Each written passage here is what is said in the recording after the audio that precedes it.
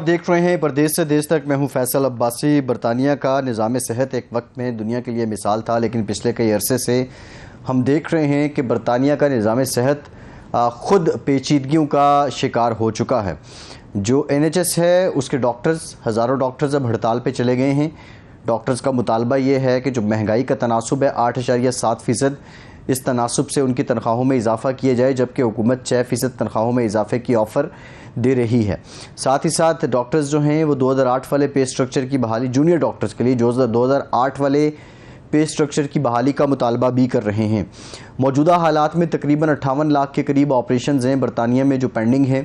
Brexit के बाद, फिर कोविड के दौरान और कोविड के बाद बड़ी तादाद में जो NHS का निज़ाम है, जो मामलात हैं वो मुतासिर हुए हैं। लेकिन यहाँ इस बात की ये समझ नहीं आ रही कि अब ये NHS का मौजू या ये डॉक्टर्स की हड़ताल और ये मुतालबात ग्लोबली डिस्कस हो रहा है। बरतानिया का वो निज़ाम सेहत जिसके मयार की कभी दुनिया मिसालें देती थी, और अब उसमें मौजूद इन पेचीदगियों की और इन मसाइल और इस क्राइसिस की अब दुनिया मिसाल दे रही है, रिपोर्ट कर रही है। वजह क्या है कि मौजूदा हुकूमत इन क्राइसिस पे काबू क्यों नहीं पा रही? क्या वाक़तन हुकूमत के पास पैसे नहीं हैं, या हुकूमत समझती है कि जो डॉक्टरों के और अमले के मुतालबात हैं वो बहुत ज़्यादा हैं, वो हकीकी नहीं हैं? और अब 5 रोज़ा ये हड़ताल है डॉक्टरों की, ये ऊँट किस करवट बैठेगा? क्या कोई मामला तय हो जाएगा हुकूमत और डॉक्टर्स के दरमियान, या हम आने वाले दिनों में फिर से हड़ताल देखेंगे? इन्हीं तमाम मामलात पे बात करेंगे। डॉक्टर फ़हीम मुख्तार साहब NHS कंसल्टेंट हैं, हमारे साथ मौजूद हैं। डॉक्टर साहब thank you very much. Doctor Tabinda Dogal साहिबा भी NHS कंसल्टेंट हैं, वो भी हमारे साथ मौजूद हैं। डॉक्टर साहिबा थैंक यू वेरी मच, आपसे भी गुफ्तगू करेंगे। डॉक्टर मोहम्मद इदरीस साहब CMO हेल्थ हैं, हेल्थ केयर हैं, बहुत शुक्रिया डॉक्टर साहब आपका। और ब्यूरो चीफ 92 न्यूज़ UK ग़ुलाम हुसैन आवान साहब हमारे साथ मौजूद हैं, उनसे भी हम बात करेंगे। डॉक्टर ताबिंदा दोगल साहिबा, पहले आपकी तरफ आते हैं। ये फरमाइएगा कि ये अब मामला तूल ही पकड़ रहा है और ये किसी करवट लग क्यों नहीं जाता, ऊँट या बैठ क्यों नहीं जाता? जी अस्सलाम वालेकुम Faisal, thank you very much. जी ये असल में तो जैसे आप समझें कि दो फौजें आमने सामने खड़ी हुई और एक मुस्तकिल जंग का माहौल है, और वो उधर नहीं मान रहे और वो उनकी मान नहीं रहे। उनका मुतालबा जो है वो 35% तनख्वाह में इजाफे का है, और वो जाहिर सी बात है कि काफ़ी गवर्नमेंट के लिए दुश्वार हो रहा है कि 35% वो ये उनको दें। उन्होंने, जैसे आपने कहा कि आज ऑफ़र किया 6% का, जो कि रिजेक्ट हो गया। उनके लिए ये इस चीज़ को लेना उनके लिए जो है वो इस वक्त मुमकिन नहीं था, और उन्होंने कहा कि हम फिर भी हड़ताल जारी रखेंगे और हमारे लिए ये मुमकिन नहीं है कि हम इस 6% को लें। असल में पिछले 12-15 साल में महंगाई ऊपर नीचे होती रही है, और 2-3 बार बैंकिंग के क्राइसिस आए हैं, हाउसिंग क्राइसिस हुआ है। तो जूनियर डॉक्टर्स के लिए एक जगह घर ख़रीदना या रेंट अफोर्ड करना, उनके लिए ये दोनों चीज़ें बहुत मुश्किल हो गई हैं, और वाक़ईतन उनके लिए इस तनख्वाह में गुजारा करना बहुत दुश्वार है।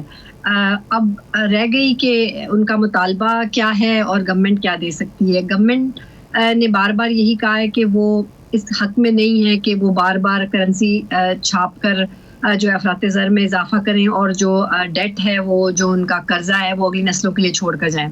तो जो ऑफ़र हुई थी 6% की, उसमें भी उन्होंने ये कहा है कि ये हम मज़ीद बोरोइंग नहीं करेंगे, हमने इधर से लेके उधर पूरा करना है। कुछ जो उन्होंने प्रपोजल्स दी हैं, वो प्रपोजल्स भी काफ़ी ज़्यादा कई लोगों के लिए जो है उनको धचका पहुंचा उनसे, कि जो लोग यहाँ के जो UK के शहरी नहीं थे, उनको एक हेल्थ चार्ज पे करना पड़ता था। उस हेल्थ चार्ज में उन्होंने इजाफा कर दिया, एकदम से डबल कर दिया ऑलमोस्ट।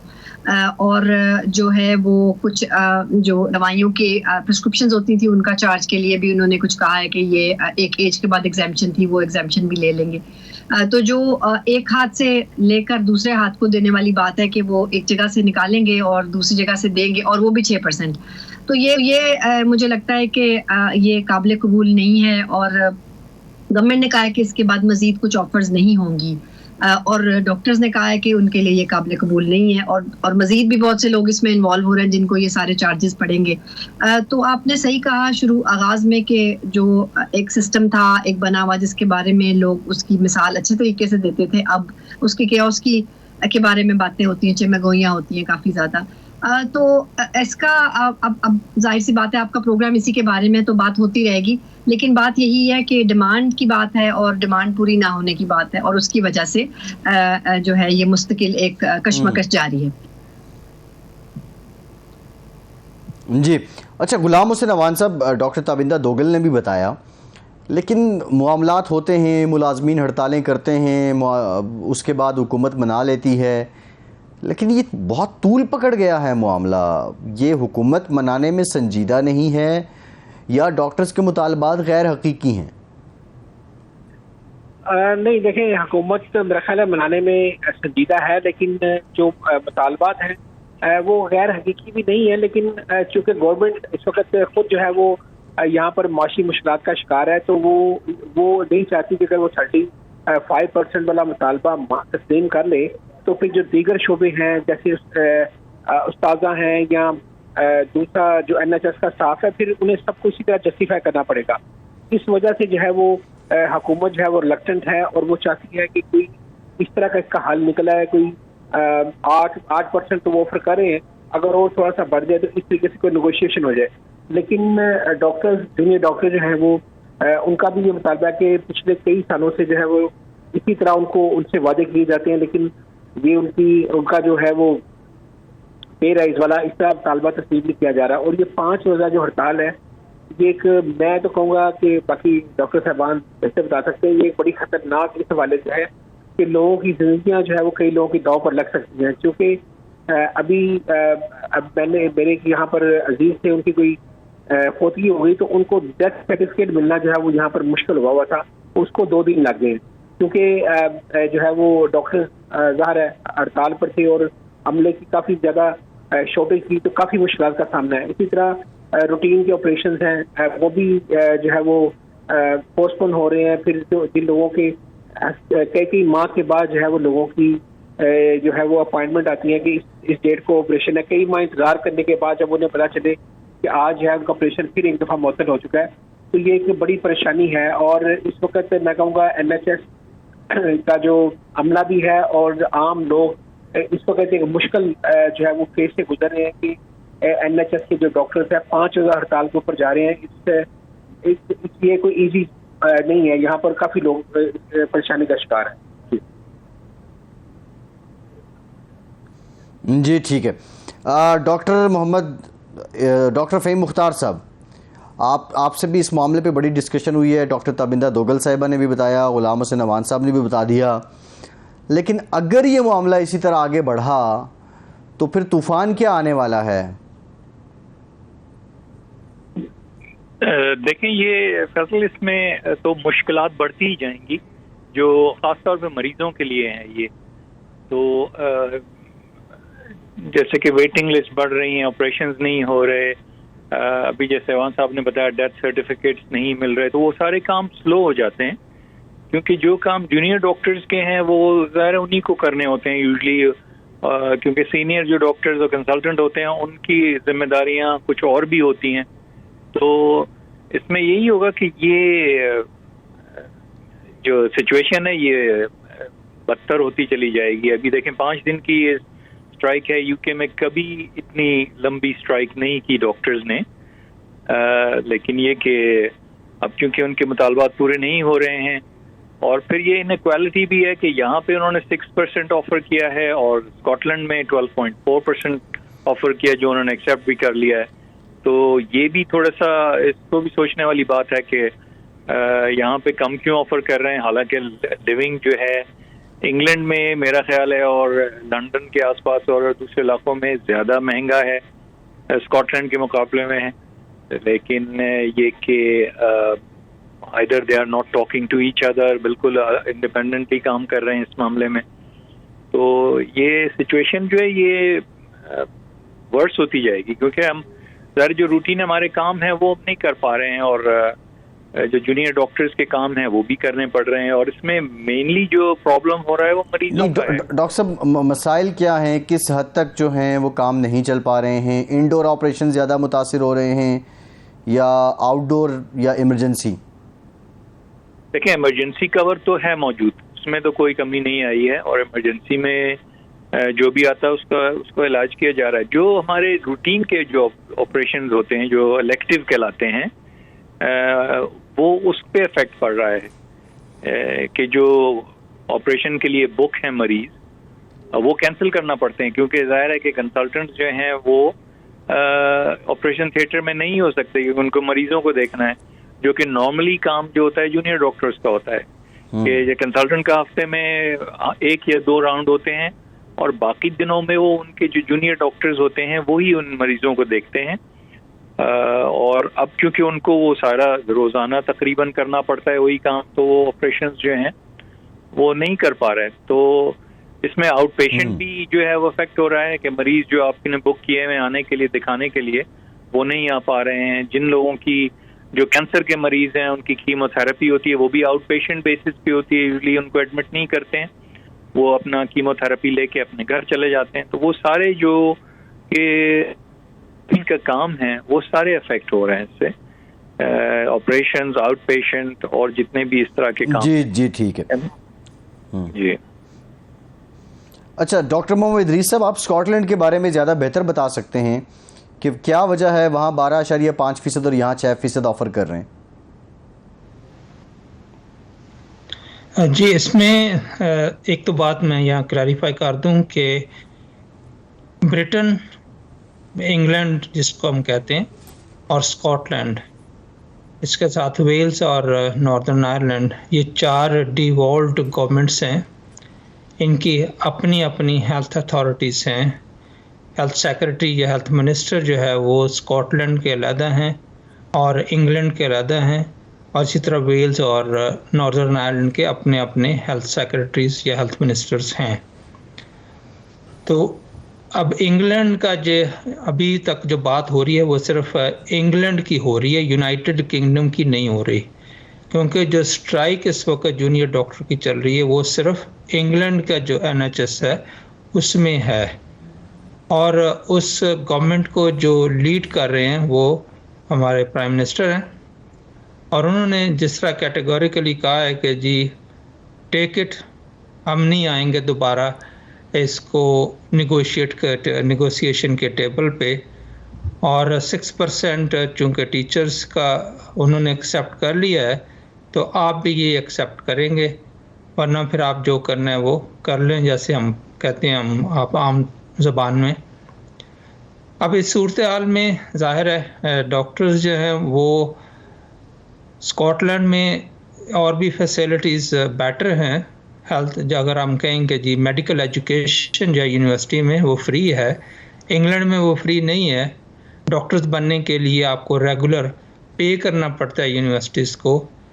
लिविंग कॉस्ट जो है वो थ्रू आउट यूके, अब जब यूके की बात करते हैं तो 4 डिवॉल्व्ड गवर्नमेंट्स की बात कर रहे हैं, तो वो सारे की सारी हाईली इन्फ्लेम हो चुकी है, इन्फ्लेशन जो रेट है वो काफ़ी बड़ा है।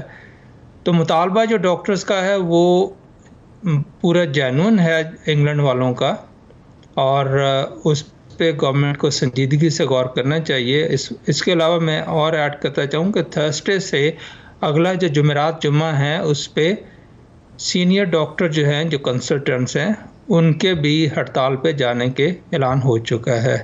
तो इसका मतलब ये हुआ कि ट्यूसडे को जूनियर डॉक्टर्स हड़ताल ख़त्म करेंगे, ट्यूसडे वेडनेसडे नॉर्मल रूटीन में काम होगा, जो कि बैकलॉग होगा उसको थोड़ा बहुत क्लियर करने की कोशिश की जाएगी, लेकिन थर्सडे और फ्राइडे को फिर इंग्लैंड में एक और वेव जो है वो ये स्ट्राइक की होगी, जो कि बड़ी परेशान कुन बात है। ये माजी में जूनियर डॉक्टर प्रोफेशनल 26% इजाफे का मुतालबा नहीं कर रहे थे तनख्वाह में है, जो स्कॉटलैंड में है, उन्होंने मुतालबा वही रखा था, लेकिन गवर्नमेंट ने उन्हें कहा जी कि आपको हम 17% 2 साल में ग्रेजुअल इंक्रीज कर देंगे, और डॉक्टर्स ने उसको एक्सेप्ट कर लिया। जूनियर डॉक्टर्स ने, इस तरह सीनियर डॉक्टर्स को भी पे ऑफर हुई, वो उन्होंने एक्सेप्ट कर ली। इस तरह से जो स्कॉटलैंड की हेल्थ मिनिस्ट्री है उन्होंने निगोशिएशन करके डॉक्टर्स के साथ, सीनियर जूनियर दोनों के साथ मिलके इस मामले को आसान तरीके से हल कर लिया। अब इंग्लैंड की जो गवर्नमेंट है, जाहिर है वो उनको भी टेबल पे बैठना चाहिए, और उनसे जो निगोशिएशन हैं वो जारी रहनी चाहिए। और अगर इस तरह से आप हार्ड लाइन बना लेंगे तो फिर मामलात मरीज़ों के लिए ठीक नहीं है। बिल्कुल ठीक है, एक ब्रेक लेते हैं, ब्रेक के बाद वापस तो गुफ्तगू का सिलसिला यहीं से जोड़ेंगे।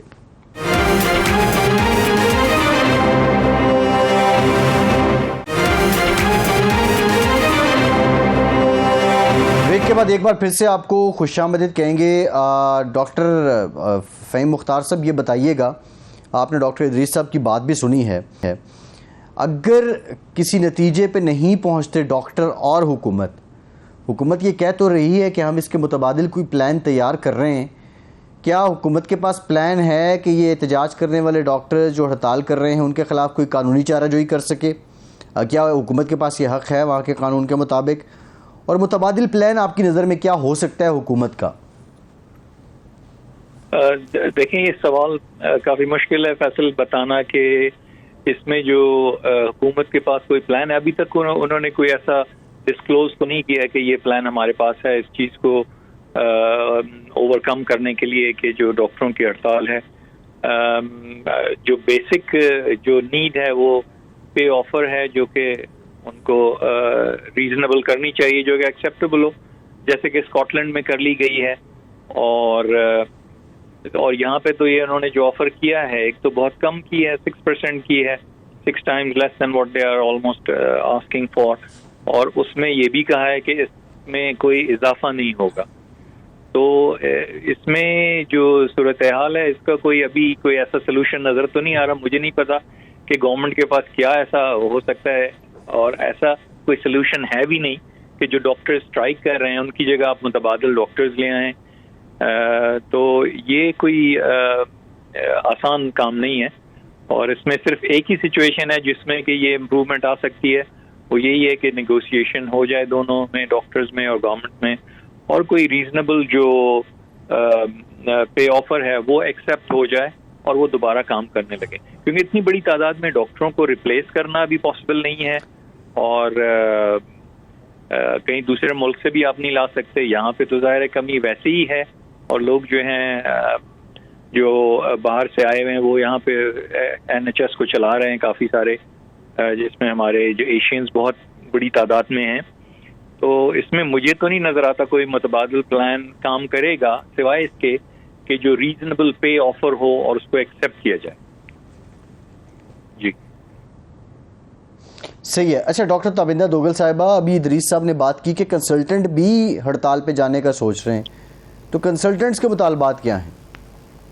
उनका भी यही मुतालबा है पे राइज का, क्योंकि उनका भी ये है कि पिछले चंद सालों में उनकी भी अफरात ज़र के साथ नहीं बढ़ी सैलरी, और उनके भी रियल टर्म्स में उनकी सैलरी में रिडक्शन हुई है। अगर आप उसके अफरात ज़र के हिसाब से देखें तो उनका भी यही मुतालबा है कि हमारी जो सैलरी है ये अगर आप मनी की वर्थ के हिसाब से देखें तो हमारी कम हो गई है।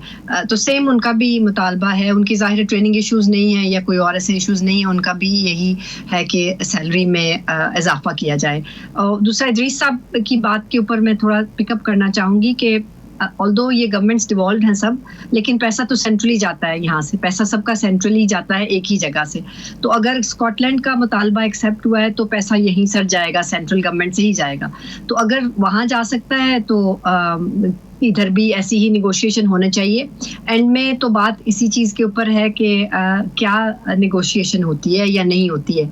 अब अगर आप एक चीज़ ऑफर करके कह दें कि निगोशिएट करना ही नहीं है तो फिर बददिली होती है, बहुत ज़्यादा बददिली होती है। और मुझे आप इस सवाल का पूरा जवाब मैं पिछले सवाल से उठाऊंगी कि मुझे ये लगता है कि बहुत से डॉक्टर्स जो ट्रेनिंग के में डॉक्टर्स हैं जो उनको क्योंकि तनख्वाह कटती है हर बार जब वो हड़ताल करते हैं, तो माली तौर पे मजीद मुश्किलात का उनको सामना करना पड़ता है। और फिर चंद ऐसे डॉक्टर्स हैं, चंद नहीं काफ़ी डॉक्टर्स हैं जिनको आकर के हड़ताल के दिनों में भी काम करना पड़ता है। तो मुझे इस तरह महसूस होता है कि जैसे ये हड़तालें जारी रहने के में ये होगा कि डॉक्टरों में ही टूट फूट हो जाएगी और वो उनमें से आकर कुछ काम करने लगेंगे। क्योंकि जाहिर सी बात है कि जब जितने दिन भी 5 दिन हड़ताल हुई है तो 5 दिन की सैलरी कटेगी, जिसका ये मतलब है कि तकरीबन 1 वीक की सैलरी उनकी कट गई, 1/3 सैलरी उनकी या 1/4 सैलरी कट गई उनकी।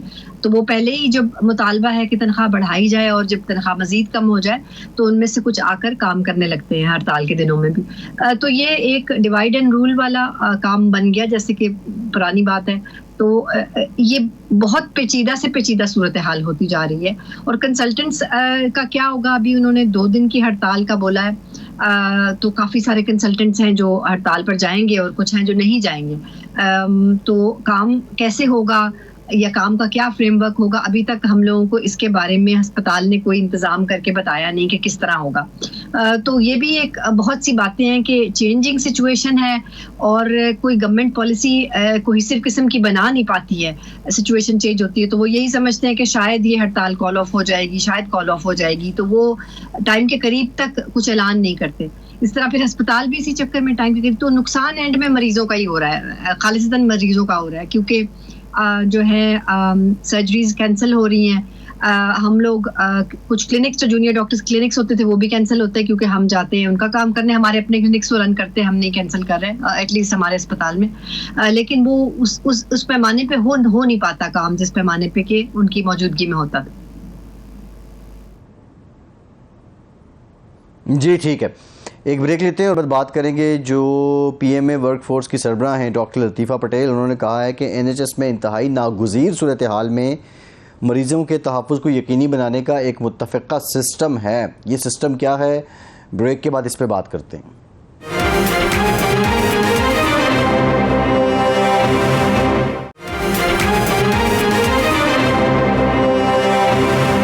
ब्रेक के बाद एक बार फिर से आपको खुशामदीद कहेंगे। डॉक्टर मोहम्मद इदरीस साहब, ये जो मैंने ब्रेक से पहले बात की थी, जो ये बीएमए वर्कफोर्स की हैं सरबराह डॉक्टर लतीफ़ा पटेल साहिबा, इन्होंने कहा कि नागुज़ीर हालात में भी एनएचएस जो है वो लोगों को रिलीफ दे सकता है, क्योंकि इसमें तहफ़्फ़ुज़ को, ये मरीज़ों के तहफ़्फ़ुज़ को यकीनी बनाने का एक मुत्तफ़िक़ा सिस्टम है।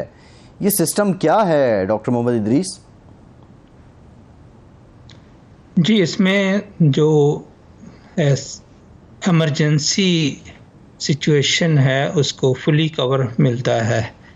तो यही सिस्टम है कि जो इलेक्टिव प्रोसीजर्स हैं या सर्जरीज हैं या फिर आउट पेशेंट जो कि स्टेबल पेशेंट हैं वो तो नहीं देखे जाते, लेकिन एमरजेंसी सर्विसेज जो हैं वो होती रहती हैं और पेशेंट को जो लाइफ थ्रेटनिंग सिचुएशंस हैं उनमें सर्विसेज उसी लेवल पे जारी रहती हैं जो पहले होती हैं। तो यही सिस्टम है, इसके अलावा और कोई सिस्टम नहीं है, क्योंकि हम चूँकि एमरजेंसी 100% कवर्ड है, इसलिए हम ये कह सकते हैं कि जी पेशेंट सेफ्टी जो है वो कंप्रोमाइज्ड नहीं हो रही है। इसके साथ साथ आपने पहले एक सवाल किया था कि गवर्नमेंट के पास कोई प्लान है। तो इस वक्त जो जूनियर डॉक्टर्स हैं उनकी तादाद 40,000 से ज़्यादा है इंग्लैंड में। अब मुझे गवर्नमेंट ये कैसे कह सकती है कि हम 40,000 जूनियर डॉक्टर्स को रिप्लेस कर लेंगे या उनके मुतबादल को इनसे कोई ले आएंगे? ये तो मुमकिन ही नहीं है, क्योंकि 1, 2, 10, 20, 100, 50 तो बंदा कह सकता है चलें जी कहीं से मांग के ले आएंगे, लेकिन 40,000 लोगों को कहाँ से लेके आएंगे? वो भी ट्रेन डॉक्टर हों और सिस्टम को समझते हों, सिस्टम में काम कर रहे हों। तो ये तो सिर्फ एक ऐसी बात करने वाली मतलब है, वरना रियलिटी इसके कहीं इसके मुताबिक नहीं है। जी बिल्कुल ठीक है। डॉक्टर फ़हीम मुख्तार साहब, ये बात अभी की है इन्होंने, लेकिन ये तो कोई ख़ास सिस्टम मतलब एनएचएस में नहीं है, ये तो पूरी दुनिया में यही है कि जो इलेक्टिव ऑपरेशन है उनको रोक दिया जाता है, इमरजेंसी को देखा जाता है, जो पेशेंट आपके पास है उसको देखा जाता है। इसके अलावा भी बतौर आप एनएचएस में काम कर रहे हैं, कोई और निज़ाम है कि जो मरीज़ों की, अब हम देखें तो 58 लाख के करीब ऐसे मरीज़ हैं कि जिनका ऑपरेशन होना है, माइनर मेजर सर्जरीज़ हैं जो एनएचएस के आदाद-ओ-शुमार हैं उसके मुताबिक, और 2 दिन में ये बैकलॉग कितना बढ़ जाएगा, तो ये सिस्टम कितना कारआमद होगा जिसका जिक्र डॉक्टर लतीफ़ा पटेल कर रही हैं?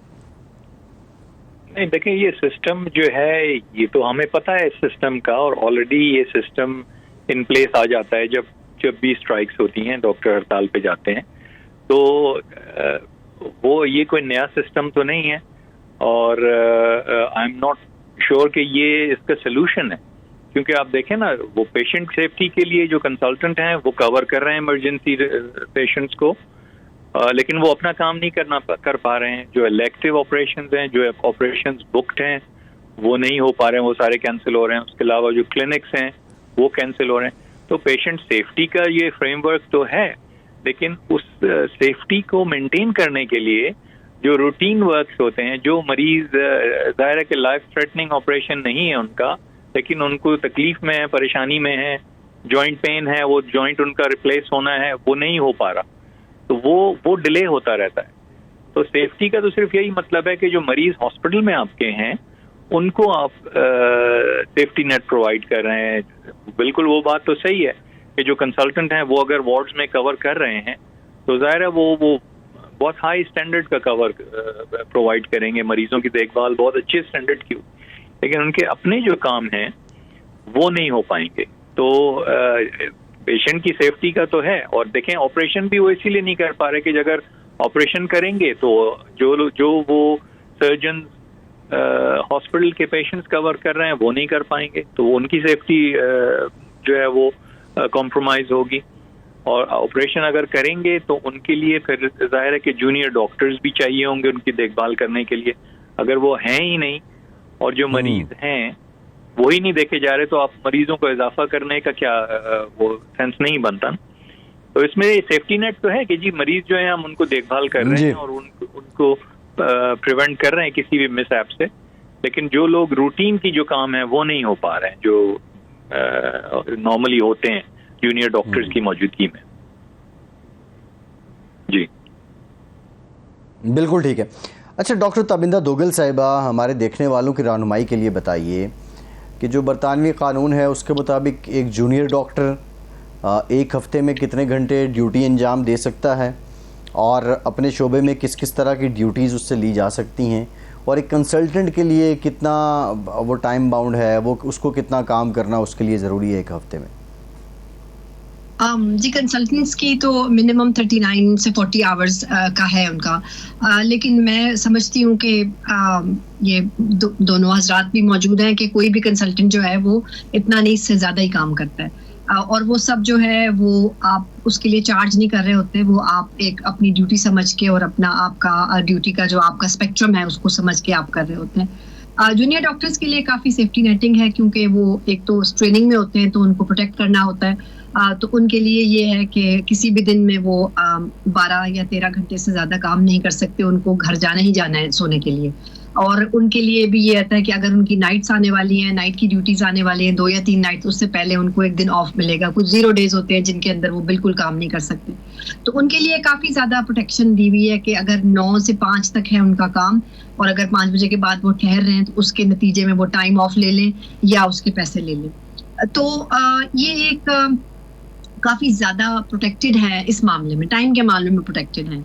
मेरा ख्याल है कि वो टाइम का मुतालबा कर भी नहीं रहे, उनको ज़्यादा इस बात की है कि जो हम टाइम अस्पताल में लगाते हैं उसको हमारी ट्रेनिंग के मुताबिक या हमारी ज़रूरियात के मुताबिक उसके साथ माली हमारे मफादात जो हैं वो उस तरीके से नहीं बढ़ रहे। अच्छा डॉक्टर साहब ये भी बताइएगा, जो इमरजेंसी कॉल होती है जूनियर डॉक्टर्स के लिए वो यूजुअली आपने कहा 12-13 घंटे बाद उन्हें रेस्ट तो करना होता है, लेकिन वो इमरजेंसी कॉल का मैकेनिज्म क्या होता है? 24 घंटे 36 घंटे भी बाज़ ममालिक में राइज है?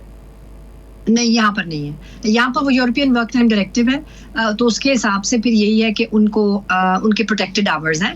एक 24 घंटे से ज़्यादा, 24 घंटे तो वो काम कर ही नहीं सकते, लेकिन 24 घंटे में उनको घर जाना ही जाना है 11 से 12 घंटे सोने के लिए। तो इसलिए वो कभी भी 24 आवर्स, 36, 48 आवर्स वाला काम यहाँ नहीं है, और काफ़ी सालों से नहीं है। तकरीबन आप समझ लें कि 20-22 साल हो गए।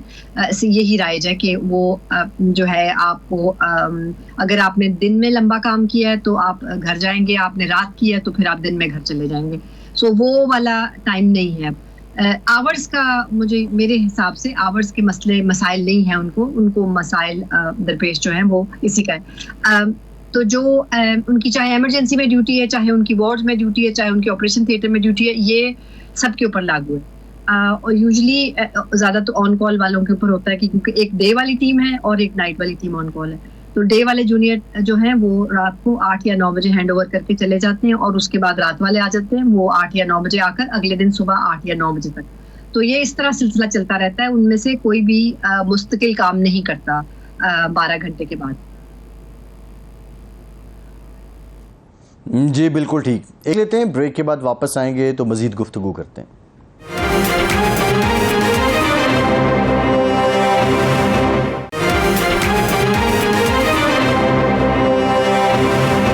ब्रेक के बाद एक बार फिर से आपका खैर मकदम करते हैं। गुलाम हसन अवान साहब, ये बताइएगा, हम इस प्रोग्राम में अहाता कर रहे हैं जो मसाइल हैं, लेकिन ये सब मीडिया पे आ रहा है, बल्कि ना सिर्फ बरतानवी मीडिया पे, अब तो ये एक इंटरनेशनल इशू या इंटरनेशनली रिपोर्ट हो रहा है और एक मिसाल बन रही है जो NHS है।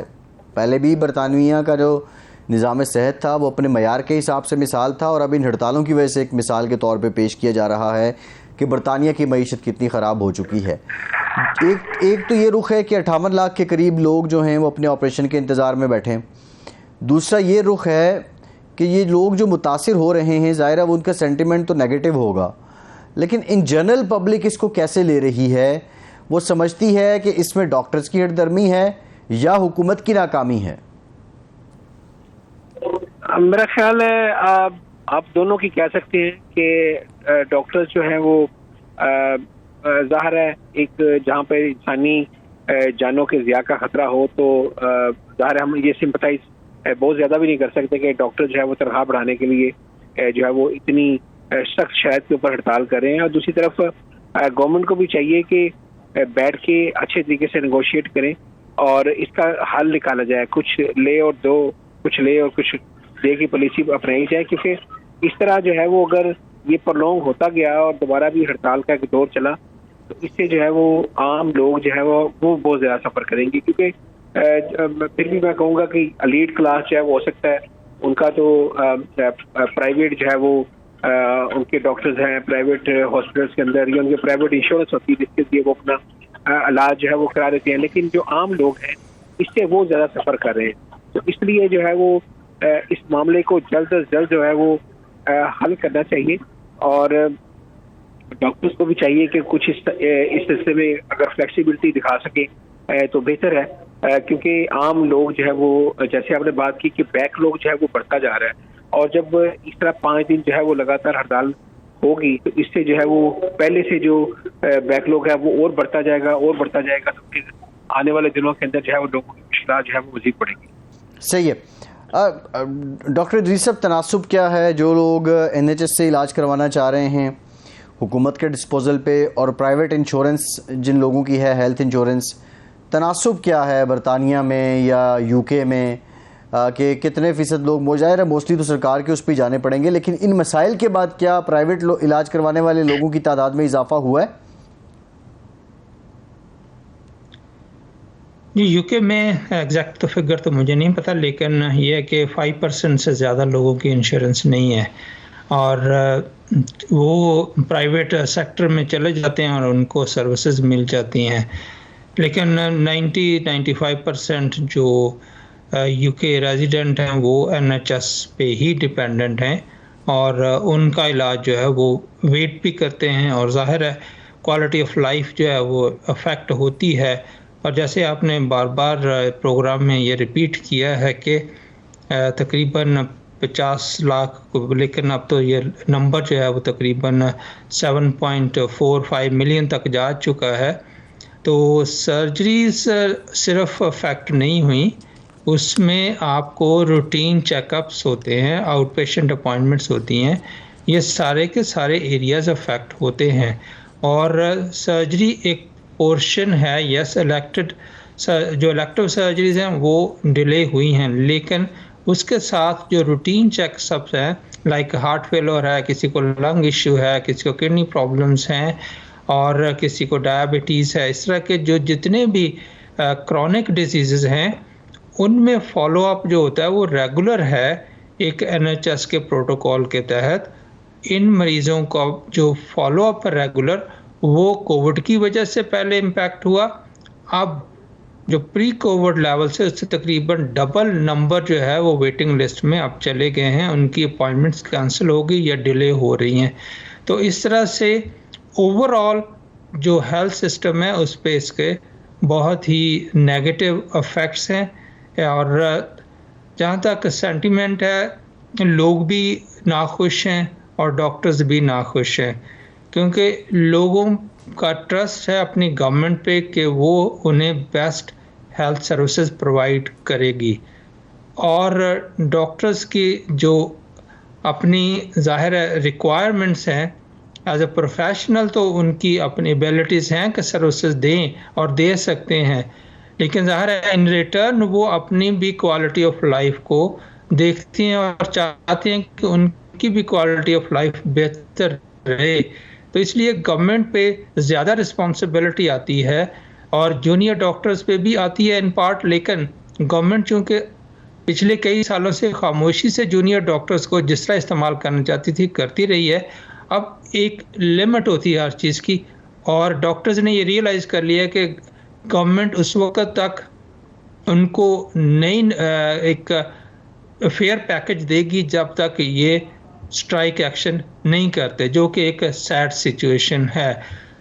और इसके अलावा जो प्रॉब्लम्स लोग फेस कर रहे हैं, जाहिर है जिनको लंग्स का इशू है या डायबिटीज़ का कंट्रोल इशू है या हार्ट फेलियर में है या किडनी प्रॉब्लम्स में है, उनकी क्वालिटी ऑफ लाइफ अफेक्ट होगी, क्योंकि रेगुलर चेकअप से उनकी मेडिसिन रीएडजस्टमेंट चाहिए होती है, उनको रूटीन इन्वेस्टिगेशन चाहिए होती हैं जो अब नहीं हो पा रही।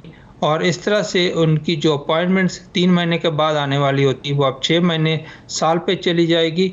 और ये जो बैकलॉग अब बन गया है ये कई सालों के से भी क्लियर नहीं हो पाएगा। और यूनाइटेड किंगडम में, थ्रू आउट यूनाइटेड किंगडम जब मैं कहूँ, तो हमारे पास जो प्राइवेट सिस्टम है वो इतना स्ट्रॉन्गर नहीं है कि पेशेंट्स की रिक्वायरमेंट्स को पूरा कर सके। सही है। डॉक्टर फ़हीम मुख्तार साहब, आप क्या समझते हैं कि इन हालात में, ज़ाहिर है वो डॉक्टर साहब ने भी कहा कि प्राइवेट हेल्थ सिस्टम इतना जानदार नहीं है, क्या अब ये अगर यही हालात रहे तो एक नई मार्केट आ जाएगी जो प्राइवेट हेल्थ सिस्टम की होगी, जो मज़ीद फ्लरिश करेगी, और दूसरा आप समझते हैं कि जो प्राइवेट हेल्थ इंश्योरेंस है उसमें इजाफा हो जाएगा? जी फैसल, लग तो ये ऐसा ही रहेगा, ये सिलसिला चलता रहेगा। तो जो मरीज ऐसे हैं जिनको के ट्रीटमेंट चाहिए होता है, उनकी जो है लाइफ थ्रेटनिंग सिचुएशन हो जाती है, वो मजबूरन प्राइवेट इंश्योरेंस पे की तरफ जाएंगे। और यहाँ पे जैसे कि आपको पता है नॉर्मली एनएचएस जो है बहुत अच्छी सर्विस प्री कोविड जो है बहुत अच्छी सर्विस देता रहा है, और 95% जो लोग हैं वो एनएचएस की में ही ट्रीटमेंट लेते रहे हैं। उसमें अच्छे खासे लोग हैं, जैसे एमपीज वगैरह हैं, मेंबर पार्लियामेंट्स हैं, वो भी एनएचएस के हॉस्पिटल में आते हैं। मुझे ये भी पता है कि यहाँ के मेयर्स वगैरह हैं, अक्सर वो भी नॉर्मली जो हॉस्पिटल एनएचएस के तो उन्हीं में आते हैं। ऐसा नहीं है कि एक यहाँ पे जैसे स्टेटस सिंबल है कि जी हम जाते नहीं है एनएचएस में, हम प्राइवेट, ऐसी कोई बात नहीं है।